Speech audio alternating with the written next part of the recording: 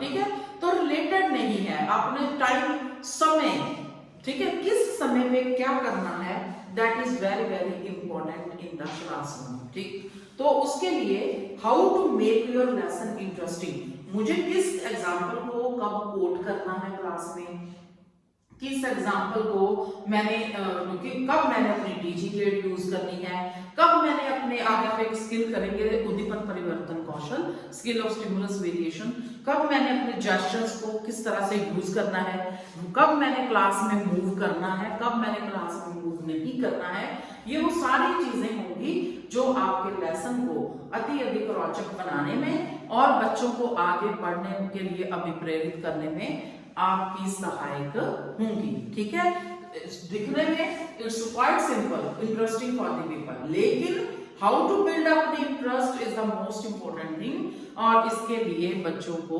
अध्यापक को बच्चों की अटेंशन को ग्रैब करने के लिए बहुत सारी एफर्ट्स पुट ऑन करनी पड़ती हैं। ठीक है, इसके बाद हमारे पास है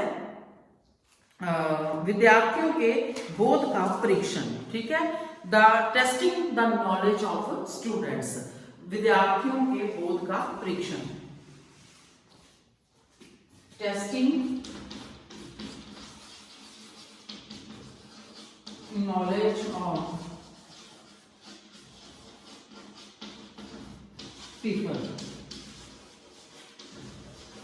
आप अध्यापक को पढ़ाते पढ़ाते बच्चों, अब वो अगर एक अध्यापक सिंपल क्लास में आता है, अपना लेक्चर दिए जा रहे जैसे इस समय हम ऑनलाइन इंटरेक्ट कर रहे हैं और वीडियो के माध्यम से इंटरेक्ट कर रहे हैं, तो एक पार्ट मैं ही बोले जा रही हूँ, the second part of the teaching process, that is the students are missing right here, they can't ask me any kind of question, ठीक है, and I can't respond them properly, I can't get the feedback from the students that what you are understanding my material or not, है ना, तो एक चीज जो है वो मिस है। ठीक है, जो कन्वेंशनल टीचिंग क्लास में रहती है, जब हम एक साधारण क्लास स्कूल में जाके लेते हैं, ठीक है, उसमें इंटरेक्शन भरपूर रहती है, तो आज वो मिसिंग है।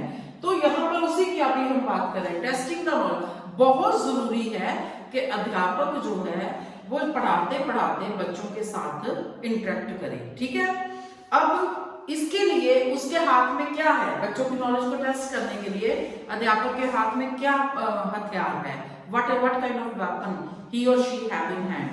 The most important is the questions.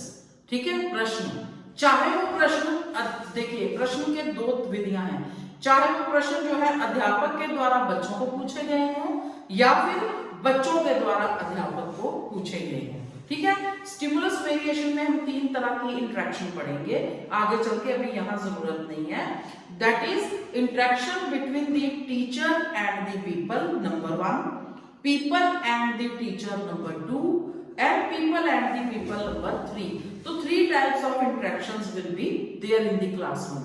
लेकिन अगर हम यहाँ अभी टेस्टिंग की बात कर रहे हैं, तो यहाँ पर हमने मेजर इतना समझना है कि हमें कब कब रुक के बच्चे से फीडबैक लेनी है। ठीक है, अब यहां से एक स्किल आगे वाला निकल के आएगा इस घटक से, testing the knowledge of the student. ठीक है, इसमें सबसे पहले जब आप अपने पूरे लेसन को विभिन्न शिक्षण बिंदुओं में बांटते हैं, टीचिंग पॉइंट्स में बांटते हैं, तो बेसिक इंट्रोडक्शन देने के बाद, ठीक है, परिभाषा देने के बाद और किसी चीज के प्रकार का कार्यों को बताने के बाद, ठीक है, अगर आपके पास 30 मिनट के लिए या 35 मिनट के लिए आपने 6 शिक्षण बिंदुओं का चयन किया कि मैं अपने पूरे लेसन को 6 बिंदुओं में बांटती हूँ या 7 में बांटती हूँ, ठीक है, तो आपने उसी समय तय कर लेना है कि पहले 3 बिंदुओं के बाद बराबर इक्वल 3 बिंदुओं के बाद मैं बच्चों के साथ इंटरेक्ट करूंगी,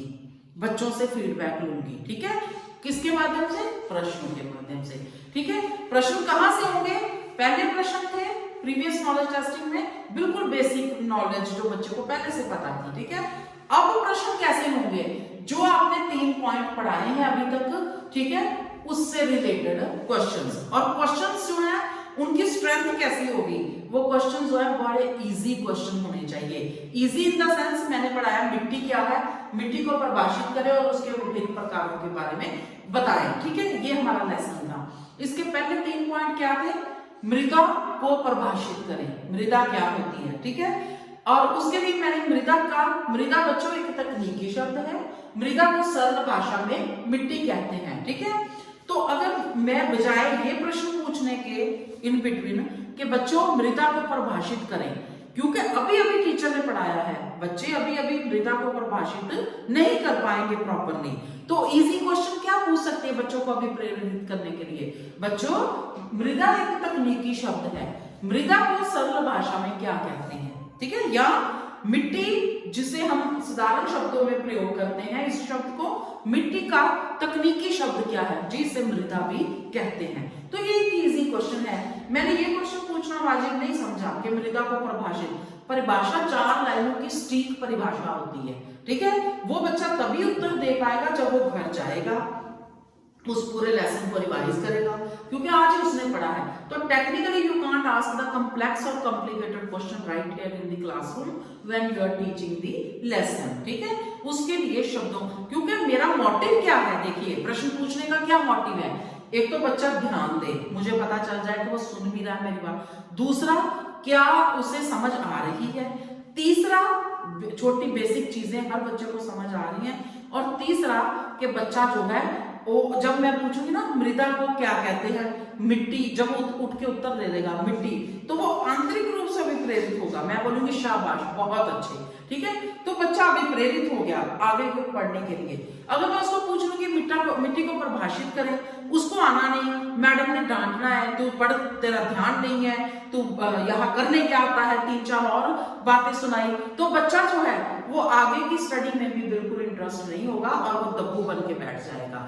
तो here to not to snub the child but to motivate the child, हमें उसको क्या करना है, मोटिवेट करने के लिए इजी क्वेश्चंस है आपके टॉपिक से रिलेटेड बट इजी। और ये स्किल जाके बनता है आपका इससे आगे वाला skill, that is called the skill of reinforcement, पुनर्बलन कौशल। ठीक है, जिसे हम आगे विस्तृत रूप से करेंगे। पुनर्बलन, किस तरह के प्रश्न होंगे और किस तरह से बच्चा जो है उसका उत्तर दे रहा है और अध्यापक उसे किस तरह से शाबाशी दे रहा है। ठीक है, और तीसरा, at the end of the lesson आप जनरल क्वेश्चन पूछेंगे। ठीक, अब आप पूछ सकते हैं मृदा के 6 प्रकारों के नाम बताएं। Teacher can expect this answer, क्योंकि उसने बड़े चार्ट के माध्यम से अच्छी तरह से, ठीक है, 2 बार रिवाइज मैं बोलूंगी, आप दोहराएंगे, इस तरह से बच्चे को लेसन करवाया है। ठीक है, तो अब मैडम एक्सपेक्ट कर सकती है, सर एक्सपेक्ट कर सकते हैं कि बच्चा जो है वो 6 के 6 प्रकारों के नाम, 6 नहीं बता पा रहा, 4 प्रकारों के नाम बताएगा। वो भी नहीं बता पा रहा, आज मैडम किस बारे में पढ़ा रही है, काली मिट्टी और लाल मिट्टी, उसके बारे में बता देगा। ठीक है, तो इस तरह के क्वेश्चन जो हैं वो उनका स्तर कैसा होना चाहिए, वो कितने कठिन होने चाहिए, सरल होने चाहिए, जटिल होने चाहिए कि नहीं होने चाहिए, किस मात्रा के होने चाहिए, ये भी बहुत ही महत्वपूर्ण विषय है, testing the knowledge of the people. Clear? So this is all about the skill of explanation. So आज हमने कोशिश करी है, आप ज्यादा ना करें, बस एक चीज को, थोड़ा कॉन्सेप्ट को समझने की कोशिश करें। बाकी हम कन्वेंशनल क्लास में करेंगे कि इन चीजों को और विस्तृत तरीके से पढ़ेंगे कि स्किल ऑफ एक्सप्लेनेशन क्या है। इसके 5 घटक हैं, लेकिन अगर मैं चाहूँ तो एक एक घटक के ऊपर एक एक लेसन हो सकता है, लेकिन हमने शॉर्ट में इसे करने की कोशिश की है। समझने की कोशिश करें, और अगला स्किल जो हमारा होगा वो होगा स्किल ऑफ रीइंफोर्समेंट। तब तक के लिए आप घर में रहें, stay home, stay safe, stay healthy, खाने पीने का खास ध्यान रखें और पोषण के ऊपर ध्यान रखें। Tata, bye bye.